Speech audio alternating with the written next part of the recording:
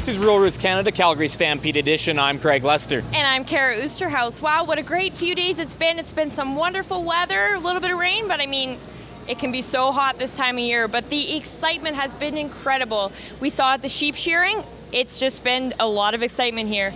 Yeah, the excitement was just bouncing off the walls in the Victoria Pavilion. We had people from around the world. The Aussies were yelling, Aussie, Aussie, Aussie, oi, oi, oi. And down at the end, it came down to two competitors, and Kara managed to catch up with both of them. It was a face-off of veteran versus rookie at this year's finals of the North American Sheep Shearing Championships. Mike Pora of Australia and Timothy Wright of Michigan met in the finals. Pora, the defending champion, took the title again. Mike Pora says this year's win at the North American Sheep Shearing Championship brings even more satisfaction than last year's win, adding he has worked very hard to gain the title. Pora came out of retirement last year to come and compete at the Calgary Stampede. He has spent the past 12 months of training both mentally and physically for the NASSC, as both speed and precision are vital aspects of the competition. A lot of mental training. Every time you're shearing a sheep, you're thinking as though you're on the stage in a final. You're shearing all year and you're getting your gear, and I brought over the right gear for these sort of sheep this year. You've got to have the right tools, so I made sure I brought the right ones, and yeah, they got me through it. Timothy Wright, runner-up in the open competition, was more than excited to have achieved the spot he did. At the young age of 23, with only 4 years of training, he never thought it was possible to get to where he has. Oh, it was really fun. I was a little pleasantly surprised.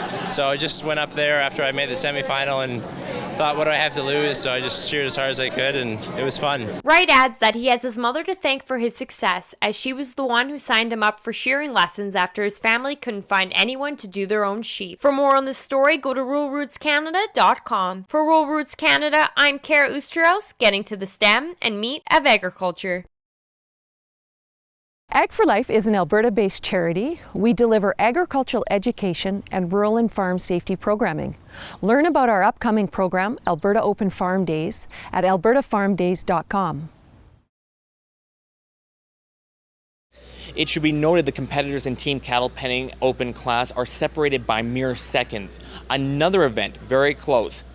Vintage tractor pull. The drivers have just come into the Calgary Stampede. They're competing at the Dome, and Kara managed to catch up with a first-time driver who was already trash-talking ahead of heading into the ring.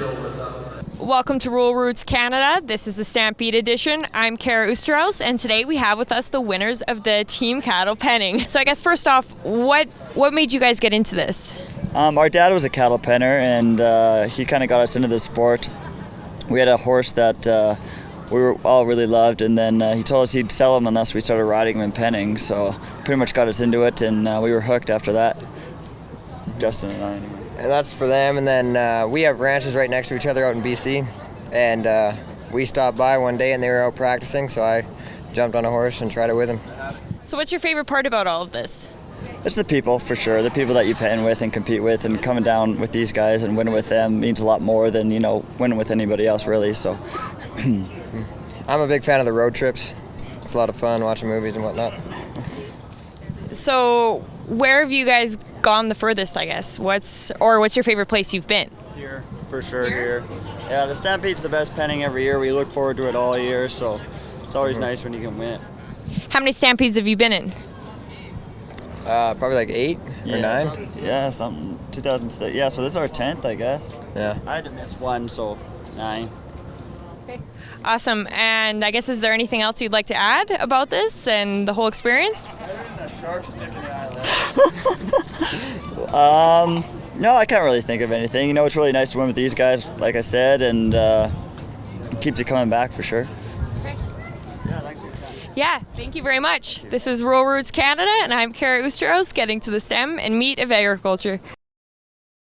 We're hoping that the biggest thing people are going to get out of it is the ability to meet all the different sectors and parts of the beef industry from across the country in a truly national fashion.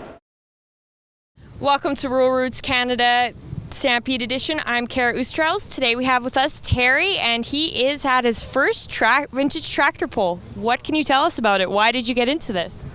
Why did I get into this? Well, I grew up on a farm back in Ireland, and as a kid I drove forts and majors on the farm, and left the farm when I was 18 and came to Canada, and never seen a Fortson Major till about 10 years ago.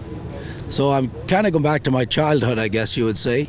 I've always had a soft spot for these Fortsons. My dad had Fortson tractors, and I'm retired and needed something to keep me busy, so I do vintage tractor pulls now. So how long have you been working on this tractor? This tractor was restored about 8 years ago. And they say every tractor has its story. What's this tractor's story? This tractor is a little unique as far as Fortsons go. It's got a gas engine as opposed to a diesel engine. Most of them came out of, all the tractors were built in England back in the from the early 40s up to 1964. That was the last year they made Fortson tractors. And most of them coming out of that factory were all diesels. And to have a gas Fortson is pretty unique. I have not seen another one in Canada, and I don't know of any other ones that exist, but there may be some around. So do you see yourself looking into any other tractors and fixing any other ones up? I do have a Massey Ferguson, which is a little bit of a collector tractor as well. It's a Massey Ferguson 98, which was only about 500 of them ever built. So I use that one for my big tractor pull and the heavyweights. I guess, do you see yourself doing tractor pulls in the future? Oh yeah, I'll die doing tractor pulls. This is what we live for.